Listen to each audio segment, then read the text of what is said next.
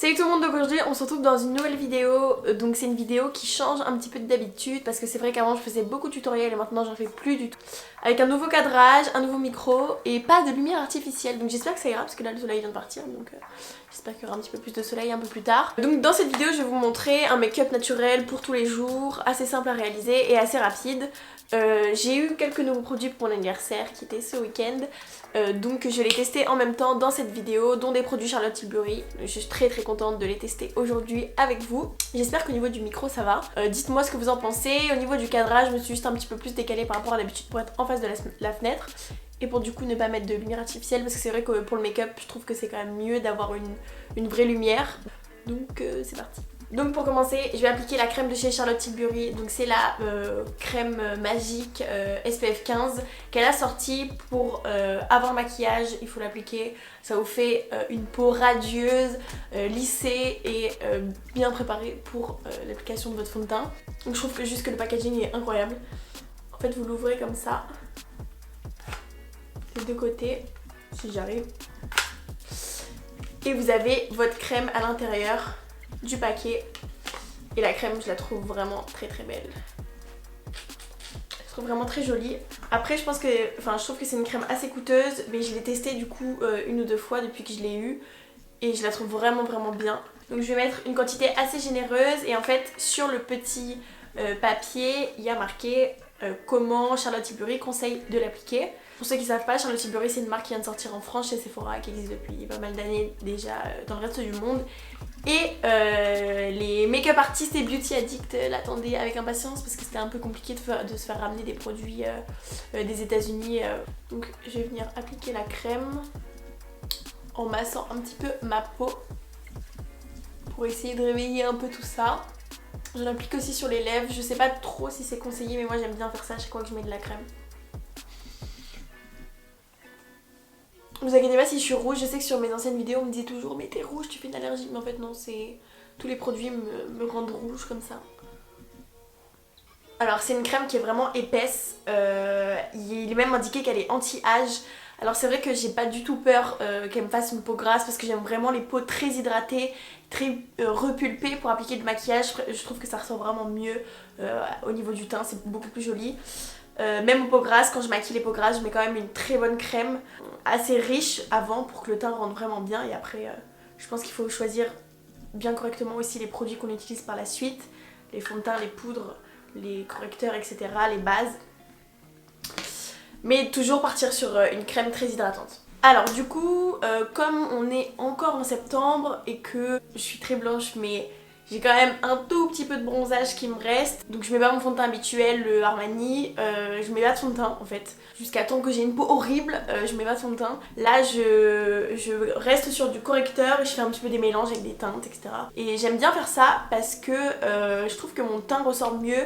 Comme j'ai les taches de rousseur, donc je sais pas trop si ça va se voir à la caméra, je suis désolée si je regarde un peu en bas, mais c'est mon retour qui est plutôt bas. À la caméra je sais pas si on va voir, mais en fait j'ai des taches de rousseur qui sont un peu plus ressorties quand je bronze, et en fait avec du fond de teint je trouve que ça peut rendre gris et du coup faire un teint pas très joli. Donc du coup je préfère essayer de pas trop les camoufler avec du fond de teint et plutôt corriger ce que j'ai à corriger uniquement, et ça me fait quand même un teint assez unifié. Je vais utiliser juste avant une base enluminatrice, la Strop Cream de chez MAC en teinte Gold Lit, et j'applique ça juste sur le haut de mes pommettes. C'est une crème hydratante qui est highlighter et c'est vachement luminant pour le visage, ça fait un teint beaucoup plus réveillé, beaucoup plus radieux on va dire. Et j'aime bien l'appliquer juste ici et un peu au-dessus des lèvres. Il faut savoir que c'est un trop bon investissement cette crème parce qu'en fait ça fait vraiment très longtemps que je l'ai et je l'ai toujours pas fini. J'ai toujours l'impression de l'avoir fini mais en fait non, il y en a toujours, donc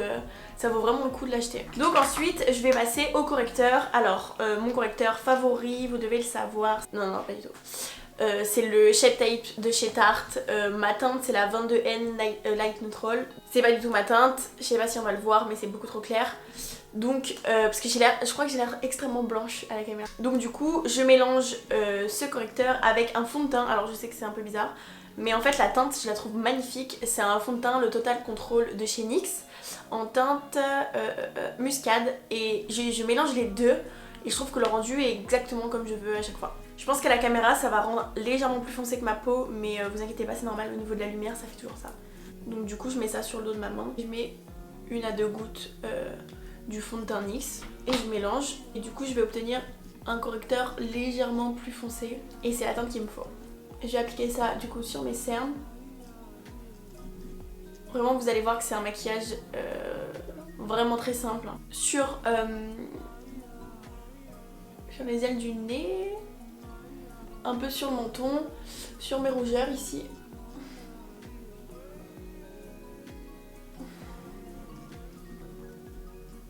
Vu comme ça a l'air vraiment, on dirait du grabouillis, mais vous allez voir que ça va rendre bien. Et j'en mets un petit peu ici. Et puis voilà. Et donc ensuite, je pense que je vais m'attacher les cheveux parce que c'est tout sauf pratique. Et donc ensuite, je vais utiliser mon Beauty Blender. Alors il a l'air très fatigué, mais je vous assure que je le lave tout le temps. C'est juste que je fais du contouring avec, donc il est très foncé. Et donc voilà. Je tapote pour fondre la matière dans ma peau.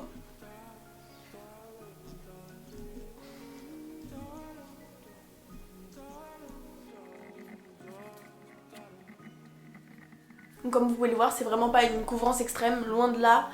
C'est vraiment le strict minimum. Je rajoute légèrement au ailes du nez. Et vous inquiétez pas, je vais venir réchauffer mon teint par la suite parce que là j'ai l'air très fatiguée. Donc ensuite là je vais m'attacher les cheveux parce que ça va pas être possible. Bon, je vais faire quelque chose de pas très sexy, je suis désolée. Pour le contouring, j'ai une palette de contouring, je sais pas où elle est. Je sais pas pourquoi en ce moment je suis à fond dans mes petits mélanges de couleurs. Voilà, j'en profite avant d'être toute blanche et de plus pouvoir rien mettre à part du blanc. Du coup je vais réutiliser mon Shape Tape de chez Tarte et je vais utiliser aussi le concealer Can't Stop Won't Stop de chez NYX.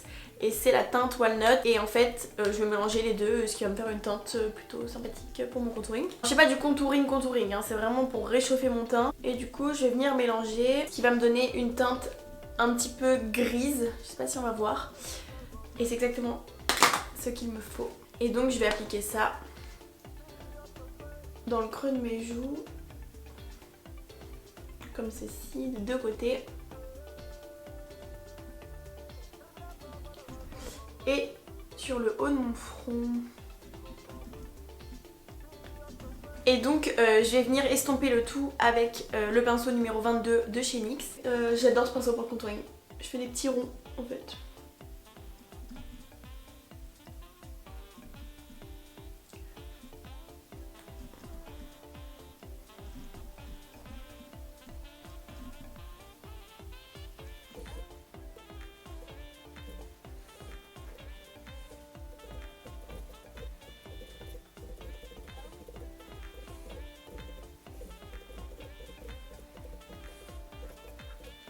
Et voilà, et je passe un petit coup avec mon éponge au niveau du front parce que j'ai toujours un peu de mal à l'estomper avec ce pinceau. Voilà ce que ça donne, c'est un peu plus réchauffé, un peu mieux. Ensuite, je vais venir faire mes sourcils. Et donc je vais venir faire mes sourcils avec l'Aquabro de chez Make Up For Ever, comme vous le savez. Depuis toujours j'utilise ça, j'ai eu ma période Anastasia comme tout le monde l'a dit bro, mais maintenant c'est que Make Up For Ever depuis des années. Ça tient hyper bien, ultra simple, ultra rapide. Ce truc je le garde je crois presque 1 an à chaque fois, enfin c'est ultra rentable. Et je trouve que voilà, c'est vraiment top, c'est waterproof et il n'y a pas de difficulté à démaquiller, etc. Il est vraiment parfait ce produit, j'ai rien à redire. Et je suis à la teinte 25 il me semble, à chaque fois elle s'efface, mais il me semble que je suis 25. Et du coup pour ça je vais utiliser un pinceau de chez Zoeva et une petite brosse de chez Make Up For Ever. Et donc j'en mets vraiment pas beaucoup sur le dos de ma main. Vous allez voir en fait j'utilise tout avec le dos de ma main. Donc, alors mes sourcils sont pas du tout épilés donc c'est vraiment horrible, je suis désolée.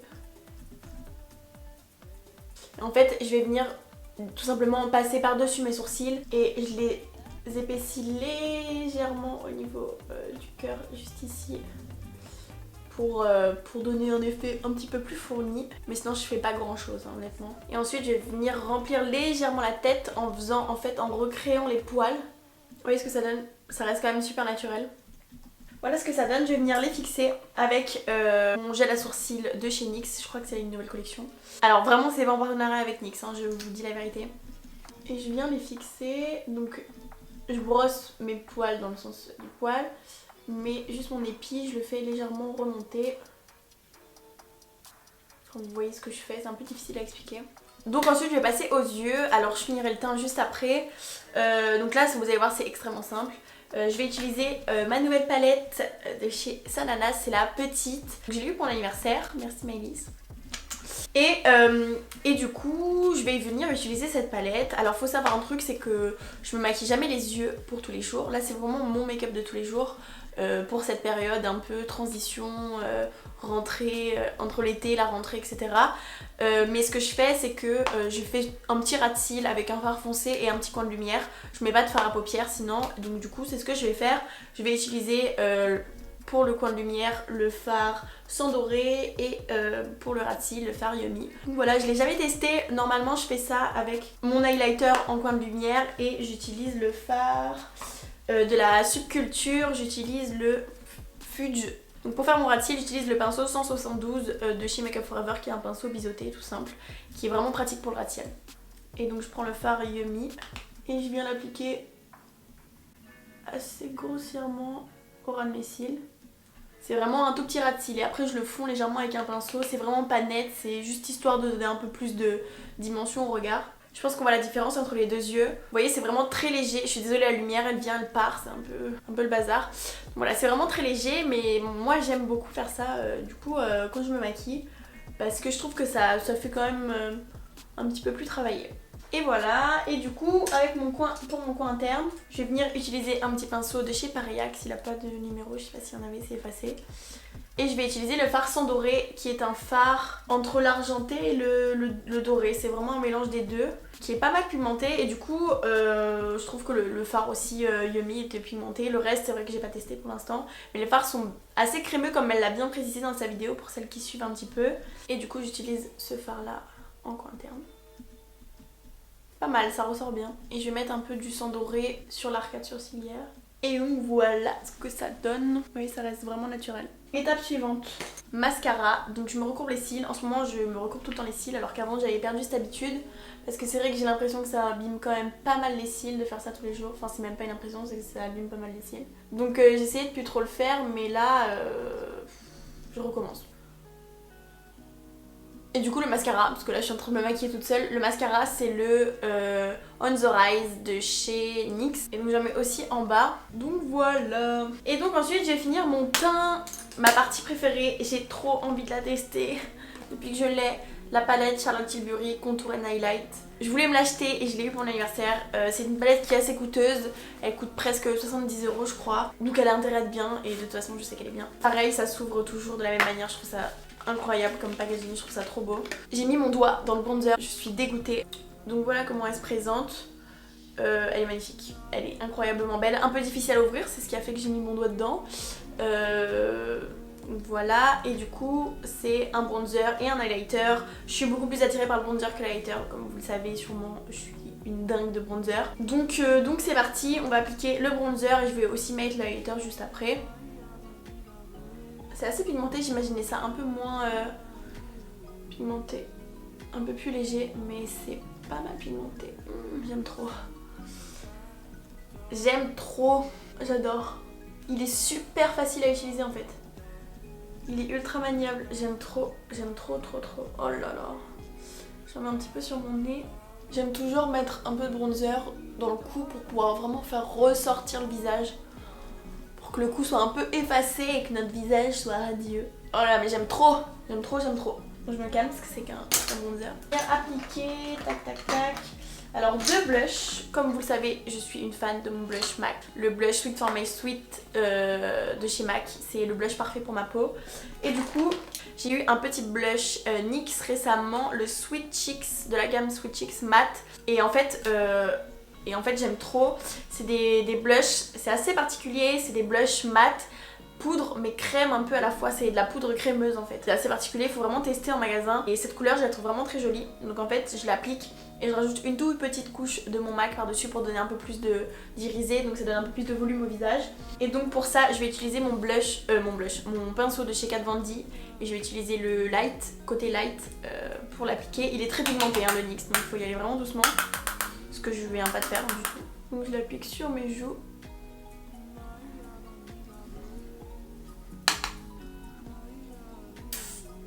Et voilà. Et du coup j'applique un tout petit peu du MAC juste ici. Et là j'ai trop de blush. L'histoire de ma vie. Donc je laisse tomber avec l'autre côté du pinceau. Les deux blushs sont pas mal pigmentés donc voilà voilà. Et donc ensuite je vais appliquer l'highlighter de la palette Charlotte Tilbury. Et pour ça je vais utiliser mon pinceau de chez Black Up. Au niveau de la pigmentation ça a l'air ultra léger. À mon avis c'est le glow ultra naturel. Oh là là, oh là là.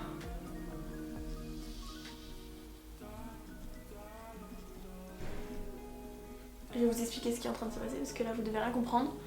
Alors je sais même pas si on va le voir à la caméra, c'est très léger, vraiment très léger et en fait c'est exactement ce qu'il me faut pour le jour. C'est ultra léger en fait, on voit quasiment rien. Ça fait le glow, en fait ça fait un glow naturel. On dirait que c'est ma peau, on dirait pas que c'est de l'highlighter, c'est magnifique, magnifique. Je vais ensuite venir appliquer un petit, je vais pouvoir détacher mes cheveux parce que là je ressemble vraiment à rien. Donc du coup je vais pouvoir appliquer mon baume à lèvres de chez Lanolips, celui-là c'est à la fraise, que j'aime beaucoup. Et normalement, je mets mon crayon pour les lèvres de chez MAC, sauf que là, il a absolument disparu de la circulation. Donc je vais pas le mettre. Je vais mettre le rouge à lèvres que j'ai, c'est le Velvet Teddy. Et je vais venir le tapoter en fait sur mes lèvres pour faire vraiment un effet lèvres mordues.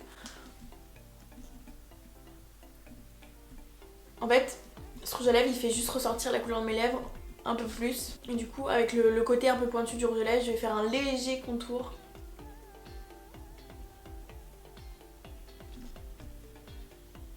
Voilà ce que ça donne. Donc voilà pour ce petit make-up, j'espère que ça vous plaît. Je vais vous faire un close-up un peu plus tard dans la vidéo. J'espère que vous aimez ce genre de make-up. C'est vrai que moi c'est vraiment ce que je préfère, les make-up naturels comme ça, je trouve que c'est ce qu'il y a de plus joli. Et voilà, donc c'est très simple à réaliser, tous les produits seront mentionnés évidemment en barre d'infos. Vous n'êtes pas obligé d'utiliser les mêmes produits que moi, voilà, vous pouvez prendre n'importe quel fard marron, n'importe quel blush, n'importe quel bronzer. Ce qu'il faut c'est juste les bonnes couleurs, pas forcément les mêmes marques. Voilà, je dis pas que pour réaliser ce make-up il faut absolument une palette à 70 €, enfin absolument pas. Donc voilà tout le monde, j'espère que ça vous aura plu. N'hésitez pas à me dire ce que vous en pensez en commentaire. Je vais sûrement faire d'autres tutos make-up. C'est vrai que c'est un peu plus compliqué qu'avant parce que le retour que j'ai maintenant, il est plus sur la caméra mais sur un iPad, donc pas facile à gérer et surtout qu'il n'y a pas de zoom. Donc pour l'instant c'est un peu laissé la première fois, vous me dites ce que vous en pensez et après je verrai si j'en fais d'autres. Donc voilà, j'espère que ça vous aura plu et je vous dis à la prochaine pour une nouvelle vidéo. Bye.